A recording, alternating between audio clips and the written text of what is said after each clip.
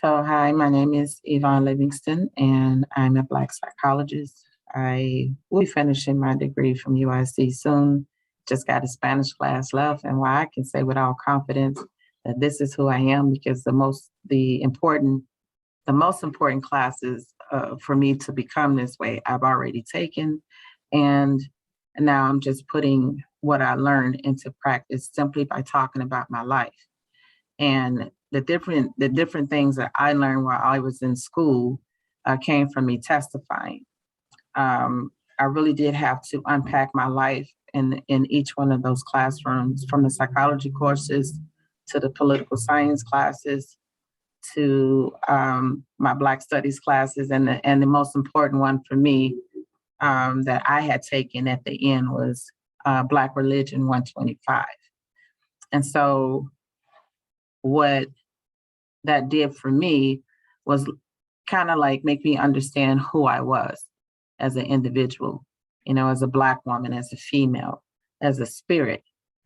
And so it is within this framework that I want to talk to other women to get their experiences, living as Black women in America, because it's not just you in a body, it's all of the different societal things that's around you, and it's psychology, how we show up and how we respond to what happens, in our bodies physically and mentally. And so when I got sick and could no longer work, initially, some people were thinking that it was in my head, some doctors, and the physical ailments, that was the inflammation that was in my body, it was debilitating. It was days that I couldn't walk. And so as I started to develop my own voice to talk about my own experiences is when I began to notice that, it's a relationship when you go to see doctors. You listen to them and they listen to you. They practice medicine. So they're supposed to listen to you because you live inside your body, and so I want to bring awareness that what we say is important, and doctors should listen to us about what it is we experience in our lives, because when I can't begin to tell you the mental anguish I experienced once I understood, the psychology of being a Black woman, like that changed everything for me, and how I speak up for myself now. I don't care who it is. And so the young lady that's here with me now, I know her because she's my sister. And we've been through a lot of things together. And so when she started experiencing the things that she experienced with her body, and I'm gonna let her tell her own story, it matched up. It was the whole doctors don't not listening to me and about what I say about what I'm experiencing in my own body. And somehow they think Black women can't speak up for themselves. But here, I want to reach as many Black women as possible, because that's the demographic that I'm looking for, because these are my experiences, because this is the skin I'm in, to tell their stories about how doctors didn't listen to them. Because it's more of us than we think it is. It just has to be more of us willing to step up and speak on this. So I'm going to be quiet because Jasmine Livingston, my sister, is going to speak about her experiences. And if anybody has any questions or would like to further speak to us, we're going to leave our information at the end, because this is something that I think you'll be able to benefit from if you just listen first without the reaction. Jasmine Livingston Pena, I'm sorry, that's her full name, Jasmine Livingston Pena. She's married. So I'll let her tell her story. Jasmine, take it away. My name is, and that is incorrection, Jasmine Pena. I am 42. 42 years old. I'm choosing to speak on the effects and what I experienced by doctors. I will begin present. You'll hear past, and you'll hear some of the things that I have gone through, from living in the city of Chicago and then living in the northwest suburbs of Chicago, the differences.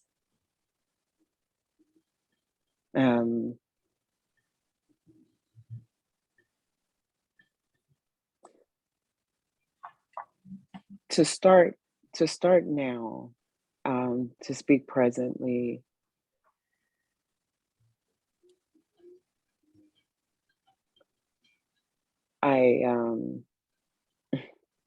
well, honestly, I can't speak presently without speaking part of the past. So I do have a not so great. Hi.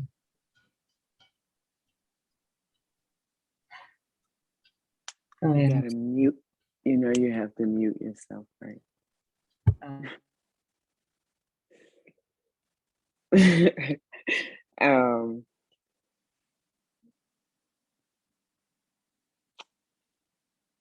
I was injured.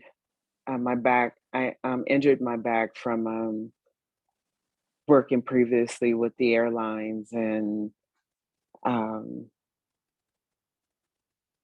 2002, I was injured, and ever since then, I have had additional issues with my back. At that time, I do believe I was 21, 22 years old.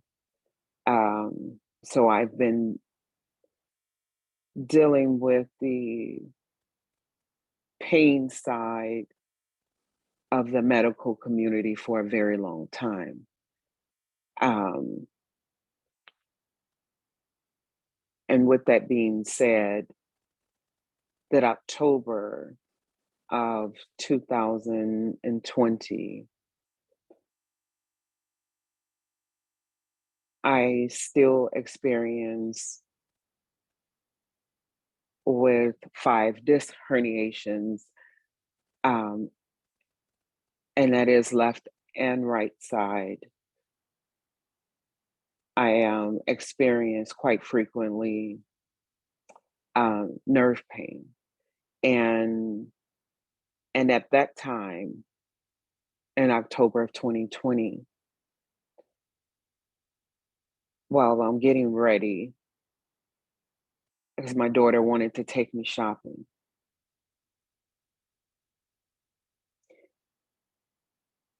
I can no longer work because of my many disabilities.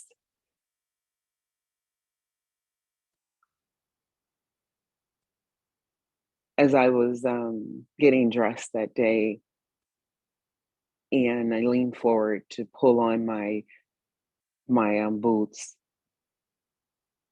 I felt what felt like a pop in the right side of my back, and the pain instantly ran down my leg. I still continued to move. I had noticed that while walking, my right leg began to become slower. It was feeling heavier. And I still wanted to leave. I still wanted to have this day with my daughter. When I went to try to get in the truck, her truck at the time, she had to lay the seat completely flat for me because I couldn't sit up. The pain was still a bit too much. I was very hesitant about going to the hospital because of COVID. The At this point, it was still pretty heavy in Chicago and everywhere, and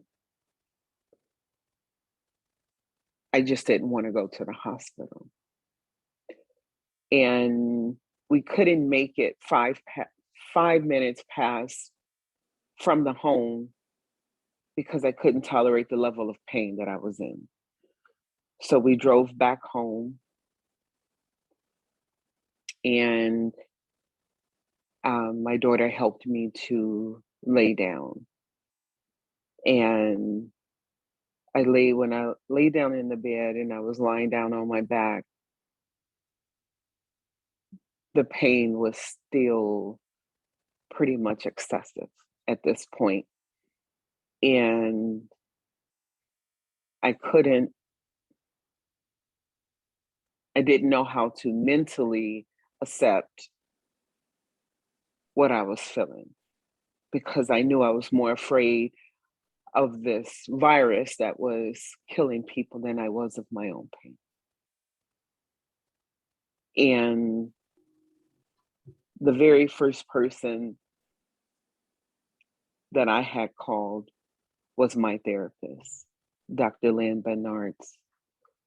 And at this point, I couldn't control my crying, and I didn't want my daughter to hear me crying because we couldn't make it out. She still wanted to online shop for me so we can have our mother and daughter day. And I couldn't clean my face long enough to be able to do that because that was the amount of pain that I was in. And I called my therapist because I wanted her to help me mentally because of how I was feeling. And I didn't want to be afraid to go into the hospital. I didn't want to believe that no one was going to help me, that my pain would be enough for some form of action. So I I want to just do. stop you just for a second and say, how long had you been seeing the therapist? Because you mentioned Oh, that you called your therapist to talk with you. oh yeah. I started seeing Dr. Bernard's 2015. Mhm.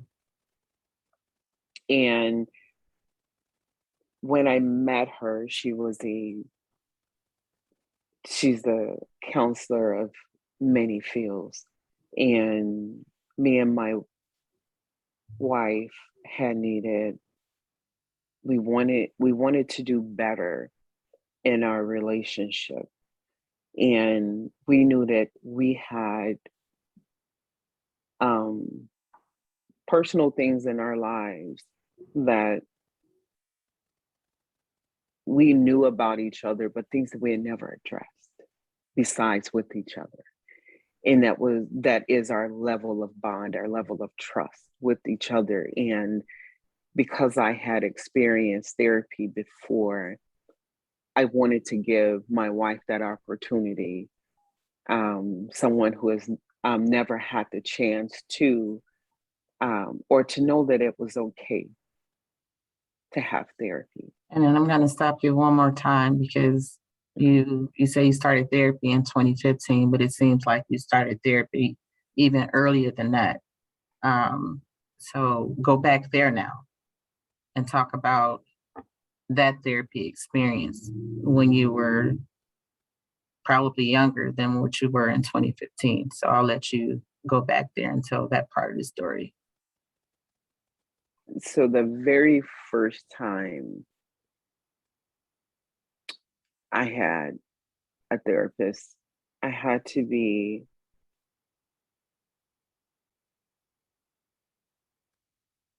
between the ages of either 10 or 12. Hmm. Um, And it's the reason why I'm having you do this. So I'll explain as we get further. yeah, my very first therapist, I had to be either 10 or 12 years old. Um,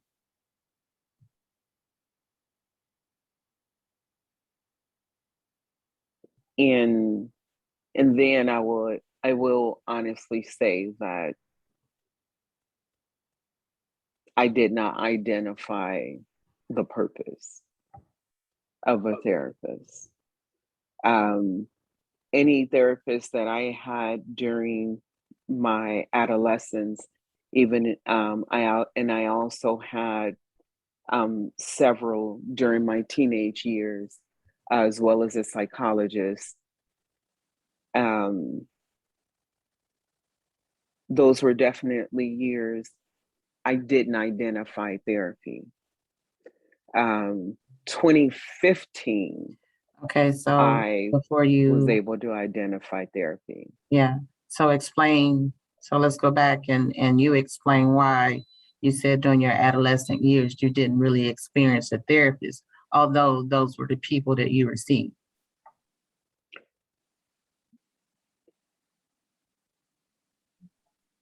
So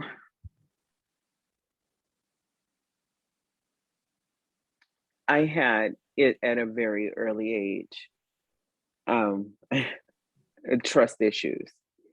And to have never felt the comfortability in speaking things that has happened to you to a family member or a loved one, it's harder to identify a stranger um, through not understanding that I was looking at a stranger, my therapist, through eyes of trauma. So there was no trust. And I I was shut down.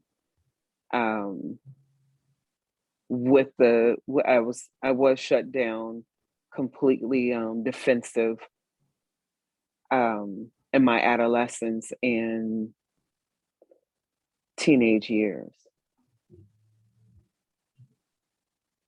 And I was definitely heavily guarded.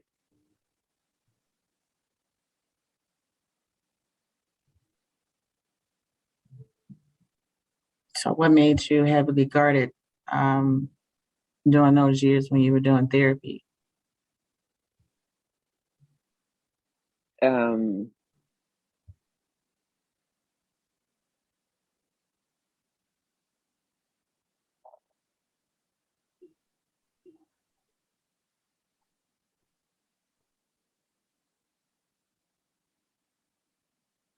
being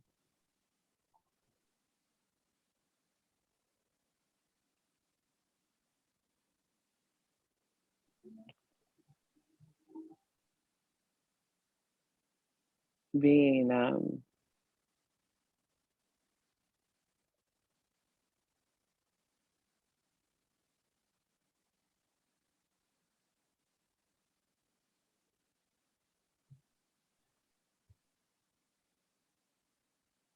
not having those relationships established is what had me heavily guarded.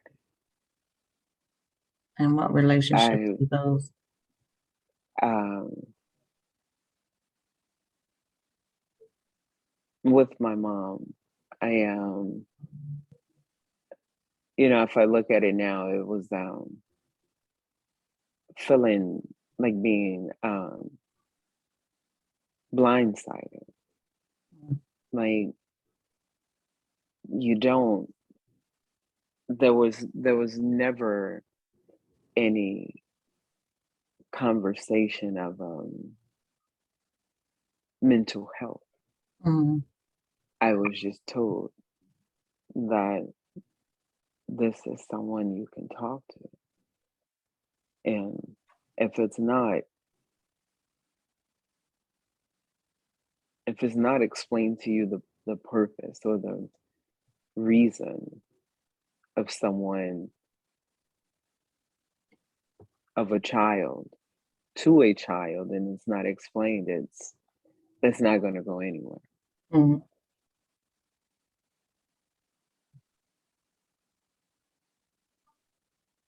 So there's no benefit to it, to that child. Not saying that there's no benefit to therapy, but you don't want you don't want a rejection to something that's so healthy.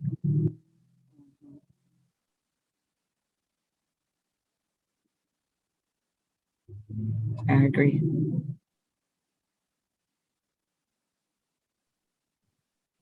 Healthy therapy is something that we all need. Um, and when you do talk with a therapist, there should be some confidentiality, other than if your intentions are to harm yourself and your child. And of course, then that therapist has to report to the proper authorities, um, which include your parents. But just Hmm. if that isn't present and you're just having conversation, and then the therapist reporting back to the parent what's being said, then yeah, no, that's harmful because you don't know what that child is going back into at home, from the words that should have been said in confidence. So I don't know if the laws are a little bit loose or if they're tightened up when, concern when children talk to therapists. I just recently had a therapist speak to some children, and they're still mandated reporters when there's abuse happening, but everything else is supposed to be said in confidentiality. So Mm. I guess it would be hard to do therapy if your therapist was reporting back to your mother what was being said and why that trust would be violated and why you didn't experience therapy during those years.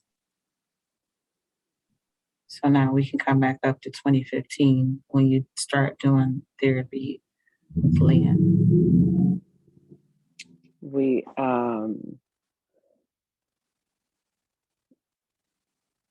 we from the moment we met her, the our very first session with Lynn, Dr. Bernard's, I knew I wanted I wanted to come back, and not just me, but my wife as well. Um, it was it was very important that we did the therapy together because it we went in thinking it was a couple thing, but it wasn't. It Mhm. was a individual thing, and then we honestly became that couple because we we were able to see and understand, um, as time went on, who we who we really are to each other, and to heal a part of you that so deeply scarred Mm.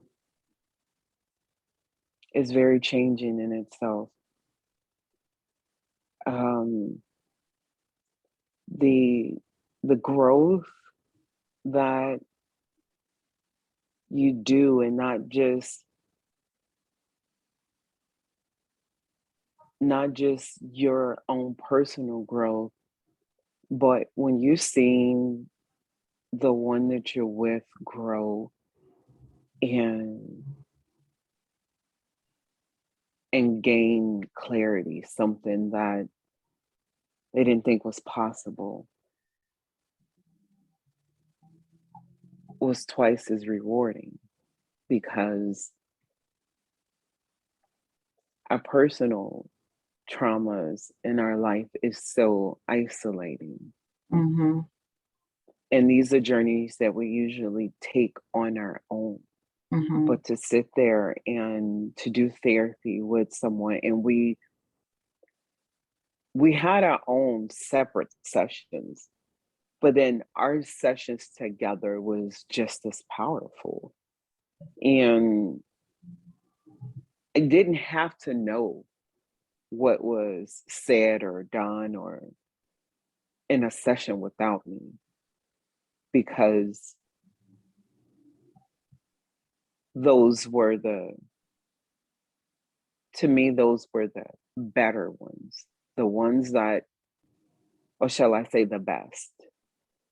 Because when you come back together after that individual therapy, and you come in,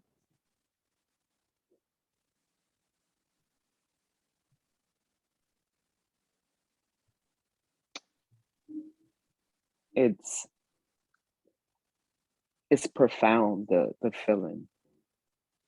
Yeah, it's almost like this is something that my supervisor, Dr. Lisa Suarez, said when she and I had a discussion. You know, when you're doing therapy with children, it would be ideal for you to bring in the family too as well, Hmm. because then the individual session gets the child to talk about, you know, how they feel, and then that group therapy would be to teach others what the child is feeling so that everybody has an understanding on how to talk and speak to one another. And Hmm. that's kind of a thing that I started doing within my own family, you know, doing separate one on one conversations and then doing it as a larger group, you know, to bring those conversations up to say, okay, now here is the problem in a larger society, right? And then you know, Hmm. I can go on, you know, out in that, but we're gonna stay right here with our families because that's what we're talking about. So Right. when I say the word society, you know, you do become a society within your home, you Right. know, the rules and, you know, all of those different things. And everybody has to agree. And some parents may say that, you know, your rules, your house, you know, that's what you're going to do. But it really is valuable if you value everyone's opinion and how everyone wants to do things, because then it causes your home to be like heaven. You know, Harmony. there is no discord because everybody understands that we're moving all in one direction, you know, Hmm. and those directions do have to be pointed out. And doing therapy, especially group therapy, is something that would bring that out, you know, focusing on, you know, the family as a whole. So that I applaud you for doing therapy individually and coming together because that is very powerful to do. Yeah. It it definitely changes you. Hmm. I am so that was why I called Lynn in October of 2020, because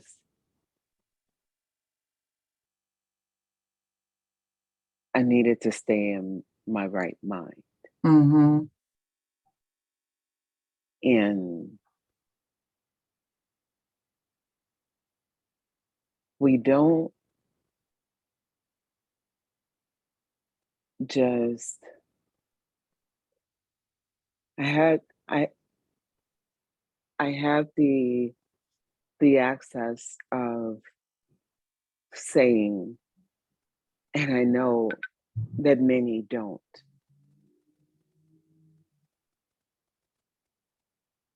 like how you explain that there are waiting lists for therapy. Mhm.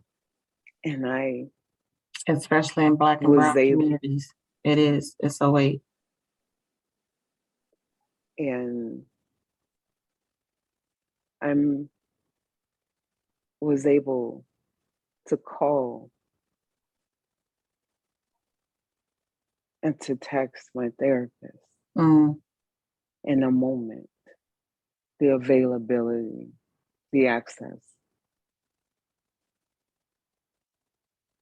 to say, hey, I'm not present right now because this pain it's excessive, it's extreme.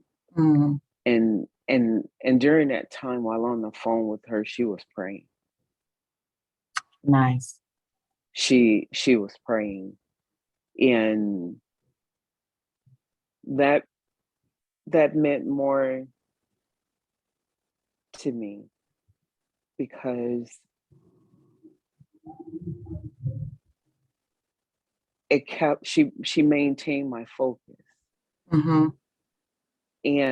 And I couldn't do it. I'm gonna honestly say my mind was so set on pain. I couldn't I couldn't have my access, my direct access to God. So I had to interject through people. And anytime that I do therapy with Dr. Bernard, we'll start off and we'll end in prayer. And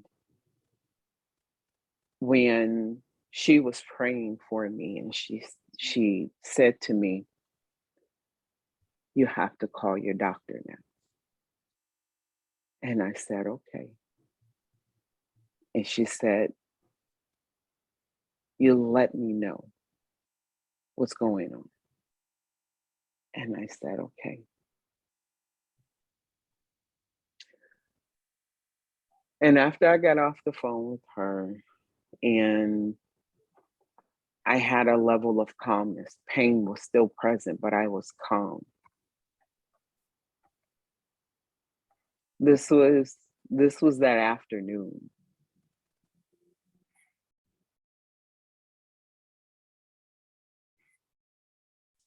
I called my friend Jeremy because I needed to laugh. Again, I was still trying to feed my mind because I knew that calling my doctor was a statement of calling 911, was having to go into the hospital. And I honestly, maybe I felt like I didn't want to take a bed from someone who has COVID. Maybe I didn't want to just not be in a hospital setting, not because I just didn't want to get sick, but if I can, this pain to go away, right? I'll be okay. And when I called Jeremy, I told him, I said, hey, I need the lab say something Mm. to me. And he had to assess the situation. So he wanted to know what I was feeling so he can understand his approach. Nice. And I told him, I said, look, I'm in tears. And he said, okay. And I don't think that was the highest level of intelligence from Jeremy Heatley, but it was definitely enough because I did laugh. And I laughed and I said, okay, I am going to call my doctor now. It boosted your endorphins, is it? Yeah. See, hey, Yeah. that's a form of I therapy. Mm-hmm. yeah. I still needed to be in a better mind frame because the pain was too much. And I know a lot of people are thinking, if you were in that much pain, why didn't you just go? Right. Now, here's the good part. I was, believe me, I was ready to go, but I wasn't ready to go with losing my mind. Look, she's so cute. What's her name? This is my monkey. This is my monkey. And I know she's just visiting, but that's your daughter's cat, Andrea. And she named her Persephone, right? She probably did, And but that's your therapy. yes, she is. She's my baby. She is um, a pure comfort, a pure. She she's filling me, Nice. She and gets it. Cats are very sensitive to our needs. I know they get a bad rap sometimes, but I like yeah. cats. But Oh you yeah, can't tell being in my house, and they're. It was so therapeutic. Smoke let me rub him, and the idea for the business you gave me, yeah, that's and exactly what he did for me yesterday, and it was really nice. I was just rubbing him, and it mm, was just his response to that affection that I was giving. It was really therapeutic for me, and I like doing it. So, yeah, hey, hey. she I am I'm truly grateful to have access. Hmm. I am. She So she therapy, you're helps me a surrounded lot. by all forms of therapy, Yeah, and it's the access to what it is you need to get you through, some very troubling times, and what you feel in your body. yeah.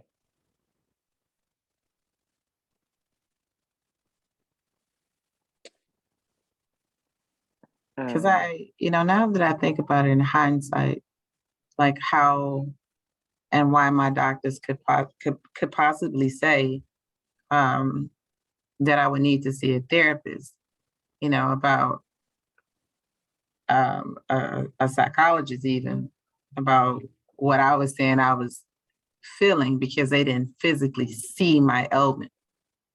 I was just me telling them what I was feeling inside of my body, and the movements that I made that brought on the pain, and even kind of blame me for feeling this pain because they couldn't identify what it was, and then want to say it's all in my head, but it wasn't, because then tests later proved the theory that some doctors had, that I had RA.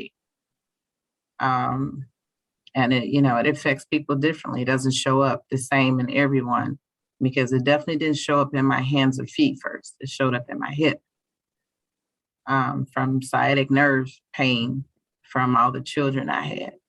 and when I fell one day. So, it was a combination of things, and it didn't show up immediately so that the doctors could identify it, but it showed up good enough for me to notice that something was going on because I couldn't move and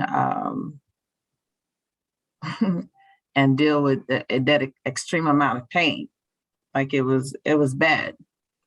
So go on, let's get to your next part before we cut it off, because it's going to be a series, because Jazzy has a lot Bless to you. tell. I I had to get my mind right Mm-hmm. before I called. Um, and I knew that I wasn't there. And after Jeremy made me laugh, I called my doctor. I paged him, and I explained to him what I was feeling. And um, when I spoke to my doctor, he knew. I explained to him my concerns and how I didn't want to be in the hospital, and he explained to me that he wanted me to get some form of um, relief. And if I can get relief at home, then he wouldn't recommend for me to come in, because at that time, it didn't take long for the pain to go down my leg from my back. Mm-hmm. And I couldn't sit up without my muscles in my lower calf on my right in my right leg to twitch, and they would twitch out of control the moment I moved. Right. And when I explained that to him, he told me that I had something pressing against the nerve to make my muscles twitch, and that I needed to get relief off of it. So he advised my daughter how to turn me, and if she turned me to my side, my meaning my left side, then it should help. And as she tried to turn me, and as she turned me,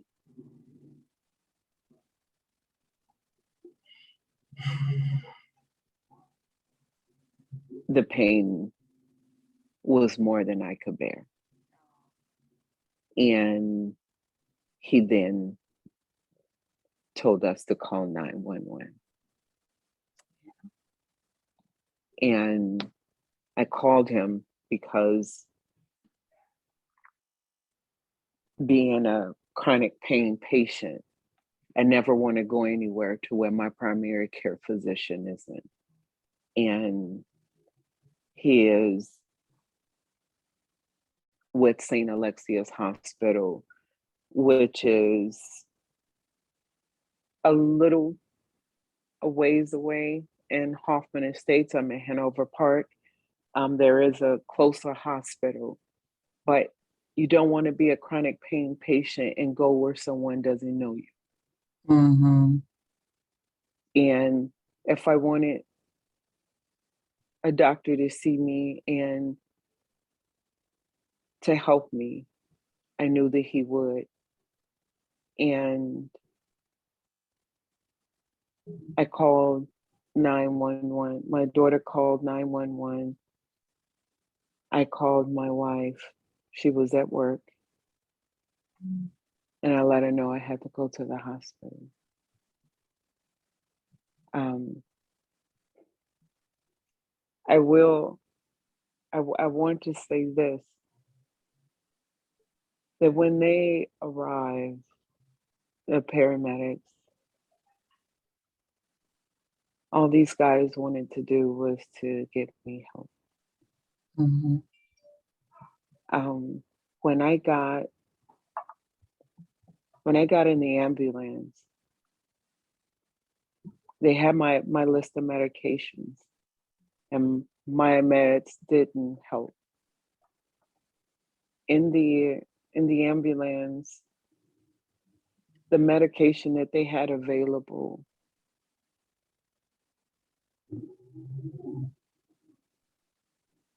was fentanyl, and I didn't want it. Yes, I was in an excessive amount of pain, but I knew that I didn't want that in my body. And the paramedic explained to me, and he said that I'll have something better when I get to the hospital. And he held my hand the entire time.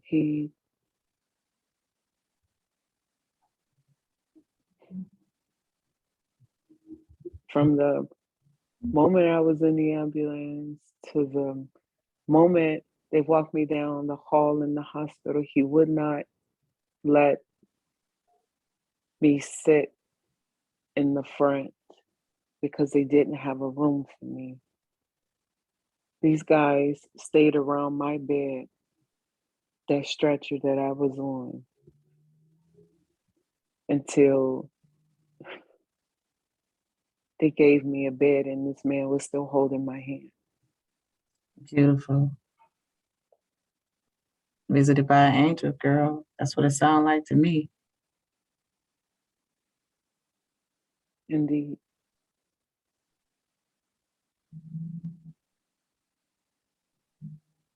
And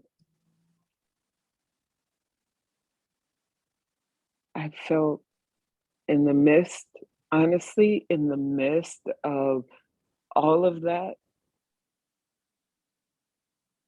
I was in pain, but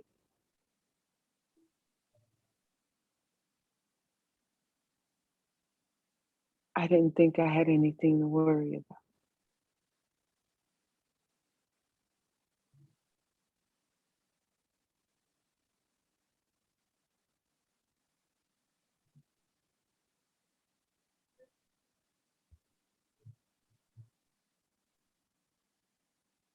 So when you said you didn't think you had anything to worry about, like, tell me more about that.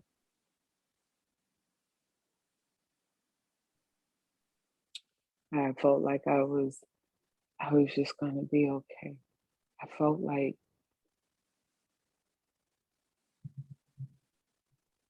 I was gonna be taken care of with whatever was happening with my back, my body. Mm. I was gonna be okay. That what could go wrong? And that all stemmed from the conversation from Lynn, the joke from Jeremy, talking to your daughters, talking to your wife, calling the paramedics helping you, holding your hand. Just really surrounded by love. I have to answer that. I'm sorry. This We is can North pause. Shore.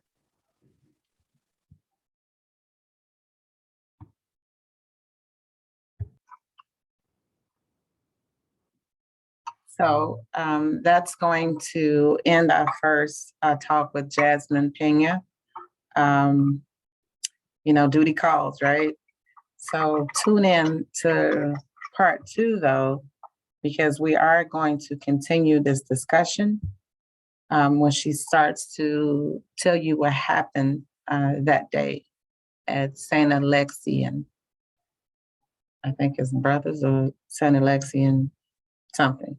She'll get it. She knows where she was better than I do. But we thank you for tuning in and watching to the end. You can find me on Facebook, Yvonne M. Livingston. Check out some of my hashtags, Yvonne M. Livingston LLC, Talk to Me and See, Yvonne's Secret to Success, Love, I Speak Life, and many others. And Jasmine, although she doesn't have a very heavy presence on social media, she will be soon, because I know you all have questions for her in defense of yourself, because you'll be able to see much of what she's saying as we continue the series on how you're being treated when you go to the doctor, and know your experiences should be validated, and this is the way we're choosing to do it, because it's all tied into a much greater cause for us eventually down the road, which will be the Mina Moni Foundation.